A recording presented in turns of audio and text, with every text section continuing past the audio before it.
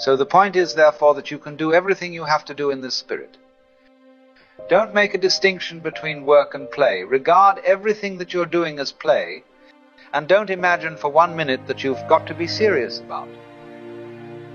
We live in a world where almost everyone believes quite sincerely that something is wrong with them, that they ought to be more this or less that, smarter, kinder, more disciplined, more enlightened, less anxious, less angry, less human. And so they go chasing endlessly after some future version of themselves, always just around the bend, where they finally get it all right. But I'd like to suggest something a little scandalous, that there is absolutely nothing wrong with you, at all. Your very being, this moment, this breath, this strange and sacred sense of I am, is already perfect. Not perfect in the moral sense.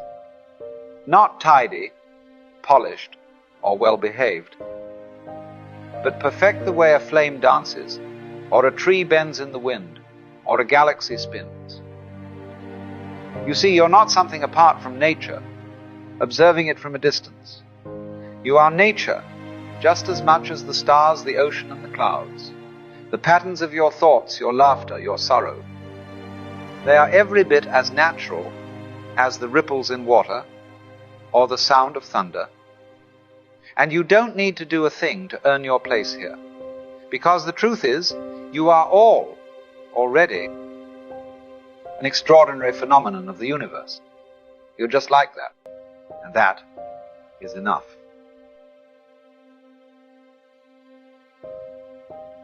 One of the most extraordinary realizations, and it's not mystical or religious, but simply factual, is this.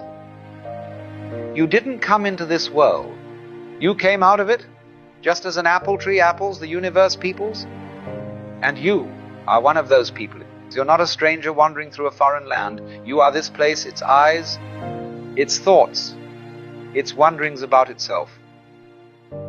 Now, most of us were brought up to feel separate, as though we're tiny egos, trapped inside these bags of skin, looking out at a world that's over there, full of objects and others. But that's a trick of perception, an illusion of language and labeling. In reality, there's no line where you stop and the world begins. You are continuous with it, like a wave is with the ocean. Look at a flame. Does it have a boundary, a fixed shape? It's a process, a happening, a flow. And so are you. You are not a static thing. You are a verb disguised as a noun. A whirl of consciousness, feelings, memories, all shimmering like light on water. When you were born, the universe didn't make a mistake. It wasn't trying to test you, fix you, or mold you into something better. It was expressing itself as you. And what a peculiar, delightful, and intricate expression you are. No one else has your exact rhythm, your exact voice, your particular pattern of laughter and silence. That isn't random. That's design in the deepest, most spontaneous sense. But here's where the confusion sets in. From a young age, we were taught to override that naturalness, to conform, to behave, to achieve, to become someone. And in doing so, we began to believe the greatest lie of all, that we are somehow not enough, that we must become rather than simply be. But tell me, have you ever seen a flower straining to bloom? Have you ever seen a tree hurrying to grow? They just do it. They unfold because they are that unfolding. You too are unfolding. You too are nature playing itself out. You are not a problem to be solved. You are not a project to be completed. You are an event of the cosmos, as marvelous as the stars, and just as inevitable. So look again, not with your eyes, but with your being, and perhaps, just perhaps, you'll start to recognize the miracle you've always been. Now, I know when someone says, There's nothing wrong with you. The conditioned mind resists. You might think, but what about my past, my failures, my guilt, my habits, my shame?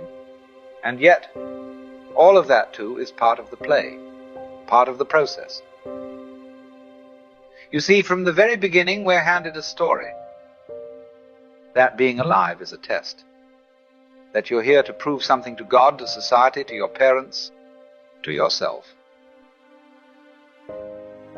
And so we become actors in a theater of self-improvement, constantly fixing, adjusting, striving as if life were a ladder to climb rather than a mystery to dance. But what if that whole project was built on a false premise? The meaning of life is just to be alive. It is so plain and so obvious and so simple, and yet everybody rushes around in a great panic as if it were necessary to achieve something beyond themselves. So let's try this. Close your eyes for a moment and feel the sensation of being, the aliveness that is present before any opinion or judgment arises. That is you. Not the inner critic, not the timeline, not the to-do list, just the raw, open presence of being here. And what could possibly be wrong with that? Look at the clouds. They don't align themselves neatly into rows. They drift, they swirl, they form and dissolve. Is there anything wrong with them? No one scolds a wave for crashing too early, or a tree for growing crooked. They are not judged by some cosmic scoreboard. But we human beings somehow believe we are the exception, that we alone must justify our existence, that we must earn the right to be. And this is the root of our suffering, the original illusion. The truth is, your imperfections are not mistakes, they are textures, details, echoes of your particular music. You don't need to become worthy of life, you are life, expressing itself in human form. Just like fire flickers, just like water flows, even your attempt to become spiritual, even your desire to improve yourself, is already part of the perfection. It's like the ocean trying to become wet, or a sunbeam trying to shine. It's unnecessary, and yet even that is allowed. So instead of chasing some polished idea of who you ought to be, what if you simply noticed who you already are? Right now, without changing anything, without editing, without effort. There's nothing wrong with you. There never was. It's only the thought that says so, and you're not that thought. You are the silence behind it, the spaciousness that watches it come and go. And once you see this, not as a belief, but as a direct experience, something inside relaxes. And in that space, in that letting go, you begin to remember something ancient and true. You are nature wild, vast, unfinished, and beautiful. And you are just like that. You see, when I say you don't need to do anything, I don't mean you should sit still like a lump of stone. No. No. I mean something far subtler. I mean you don't need to strain to be what you already are. You don't push the river, you float with it. Because the river is doing the flowing, not you. And in the same way, life is living itself through you. Birds don't sing to impress. They sing because it is their nature. You don't have to force meaning or chase purpose. It emerges like a breeze, like a laugh, like a melody, when you stop trying to manufacture it. Effortless action, as the Taoists say. Wu Wei, not laziness, not apathy, but the art of moving with the current rather than against it. And when you discover that rhythm, the one where you are no longer doing life, but being it, then the dance begins. Now here's a peculiar little paradox. Most of us spend our lives trying to be ourselves. But the moment you try, the moment you reach for authenticity, like a product on a shelf you've already lost it. Because the self is not something you can grasp, it's something you relax into. Trying to be spontaneous is like trying to fall asleep on purpose. The very effort prevents the happening. We're so busy asking, am I doing it right? Am I healed yet? Am I authentic now? That we miss the very thing we're looking for. It's like chasing your own shadow around the room. Now, of course, there's nothing wrong with the chase. It's adorable, in a way. The ego, trying to polish itself like a stone, endlessly sanding, refining, spiritualizing. But eventually, you begin to laugh, because you realize the one doing all the fixing is the very thing that doesn't need to exist. It's all a bit of cosmic theater. You don't need to become yourself. You already are, right here, in your quirks, your flaws, your silence, your breath. Authenticity isn't something you try to achieve. It's what's left when you stop pretending. And that is freedom. Now, if we really want to go a little deeper, we have to look at something very peculiar. You didn't invent the image you have of yourself. It was handed to you, constructed, layer by layer, built out of glances, comments, expectations, like a mirror made of other people's thoughts. From the moment you were old enough to speak, you were told who you are. What's acceptable, what's not, what earns love, and what doesn't. And so, without even realizing it, you began to shape yourself according to the reflections around you. You became a collection of borrowed ideas, a patchwork personality stitched together from parents, teachers, religions, and then one day, maybe in your 20s, maybe much later, you start to feel tired, not physically, but existentially. As though you've been wearing someone else's clothes for so long, you forgot how your own skin feels. That's the moment, that little flicker of rebellion, that sense that the person you've been performing as isn't the one who's actually alive in there. The most dangerous thing you can do is believe your own role. Because the role is fine, it's useful, even. But it's not you. You are what's playing the role. You are the actor, not the mask. But society teaches you to mistake the costume for the being. You become the good girl, the strong man, the productive adult, and forget that you're also a storm, a poem, a mystery. And so, when people say, be yourself, what they often mean is, be the version of yourself we like the most. But that's not freedom, that's still a performance. The real task is to see through the performance. Not to destroy it, you don't need to rebel with clenched fists, but to recognize that it's just a costume. And when you see it as such, you can finally take it off, or wear it playfully, like a child in a mask. Because the one underneath, that's the real you. The one who doesn't need to be impressive, who isn't worried about being liked, who doesn't have to be good, or enlightened, or enough. That one, the silent, observing, breathing aliveness behind all the stories, was never broken, and never needed fixing. It only needed remembering. So then, what's left? If you are not the voice in your head, not the roles you've been assigned, not the identity you've spent years defending, what remains? Silence. The space in which all thoughts arise and fade. The stillness behind the movement.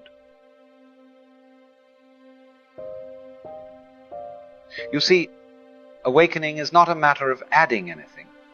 It's not about gathering spiritual merit badges or perfecting your personality. It's a matter of subtraction, of unlearning. Like a muddy pond clearing when the stirring stops. You don't need to do anything for clarity. You simply allow the mud to settle. But most people are afraid of that silence. Because in silence, the ego cannot speak. And without noise, it begins to disappear.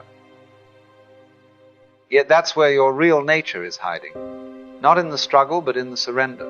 The self, the true self, isn't discovered by thinking more, but by thinking less. By looking inward, not with judgment, but with wonder.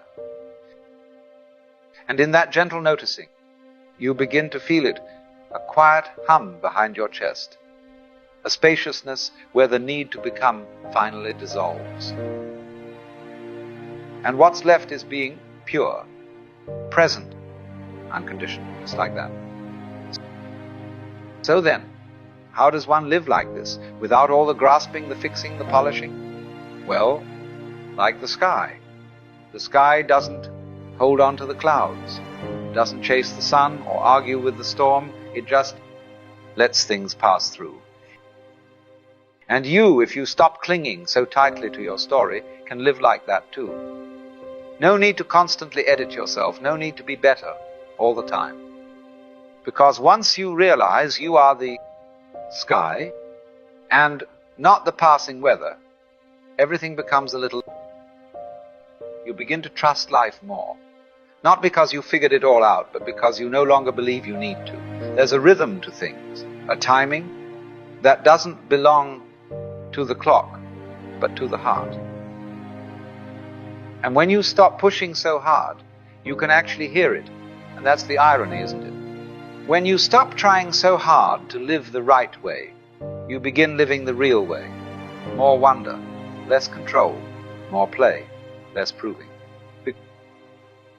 Because trees don't strive to be trees, and waves don't try to crash correctly. They just are. And so are you. So let yourself be lived. Let life happen through you without interference.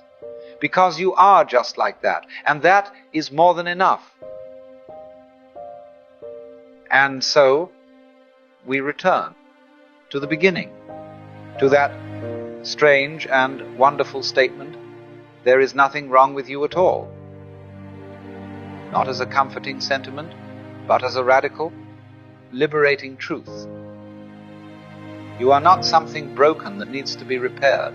You are not some spiritual project waiting to be completed. You are in this very moment an unfolding mystery, a ripple in eternity, a brief song in the great silence. And if you can see yourself in the right way, not through the eyes of judgment or self-doubt, but as a phenomenon of nature like fire or clouds or galaxies, then you will see you were never separate. You were never too much. You were never not enough. You were just like that. Not perfect but whole. Not flawless but complete. And all that's left is to remember, to drop the pretense, to breathe in and simply be. Because once you stop chasing after some future version of yourself, you'll realize you've been home all along. Not in the world's idea of success, not in someone else's approval, but in your own quiet presence, in the simple sacred fact that you exist, and that is quite enough.